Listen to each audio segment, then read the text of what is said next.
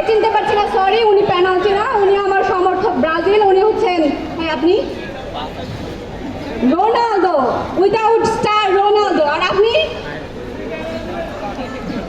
France. মাননীয় speaker, এখানে তো যুক্তি খণ্ডনে কিছুই দেখছি না, কারণ আমার সমপর্যায়ে কেউই নেই মাননীয় স্পিকার। সেই ক্ষেত্রে ব্রাজিল নিয়ে কিছু গুণগান যদি করে দেয় সেটা করতে পারি মাননীয় স্পিকার।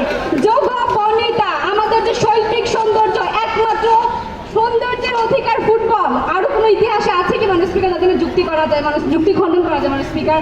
মাননীয় স্পিকার, শ্রেষ্ঠত্ব, সাফল্য, সৌন্দর্য, নৈতিক নান্দনিকতা, সকল কিছুর একমাত্র ধারক যে, সেই হচ্ছে আমাদের ব্রাজিল। সেলেসাওদের থেকে সৌন্দর্যপূর্ণ ফুটবল আজ পর্যন্ত কেউ উপহার দিতে পারেনি আর পারবে না।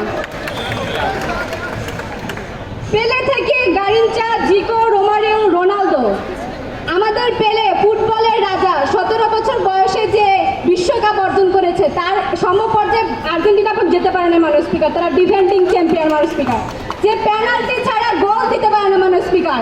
যাদের রাজা মেসি উইদাউট পেনাল্টি কোনো গোল দিতে পারে না মাননীয় স্পিকার। নামে সেটা হয়ে গেছে পেনাল্টি না মাননীয় স্পিকার। যারা আগে রোনালদোকে বলতো পেনালদো, তাদের নামটা এখন হয়ে গেছে মাননীয় স্পিকার পেনাল্টি না।